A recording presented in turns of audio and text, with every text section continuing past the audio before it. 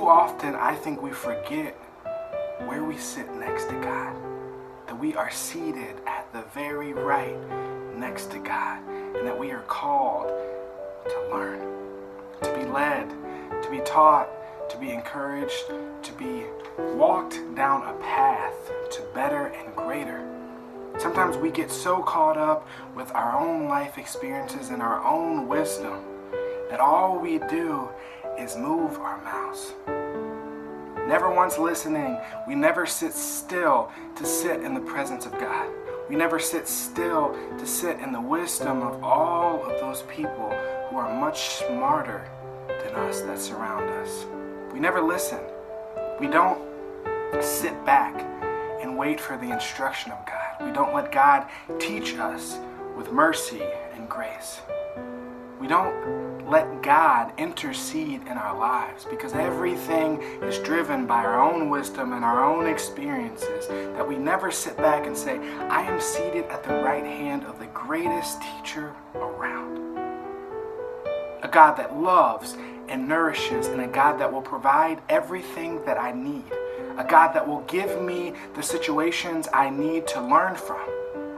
A God that will give me all of the instruction and set me down a path. A God that will love me and will deal with every mistake that I make as long as I'm learning from them.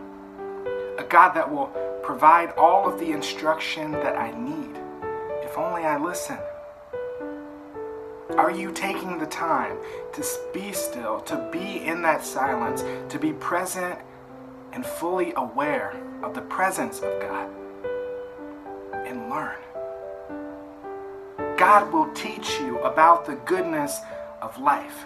God will teach you the way that you need to go. God will tell you exactly where you need to be. But you must surrender yourself to that instruction. You must put aside all of this perceived wisdom that you have and listen to God. God has never abandoned you. God is always there for you. If only you would stop and listen.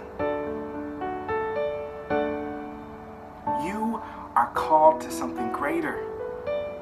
You're called to move down that path to love and forgiveness. You are called to move down that path of success and be someone else's teacher, someone else's helpful hand when they are in a time of need. But you can only do that if you first listen to God, if you first sit at the right hand of God and receive the instruction that you need. God will give you the whole He will give you the whole book. All you have to do is read it. All you have to do is read it, to listen. Are you strong enough? Are you humble enough to listen?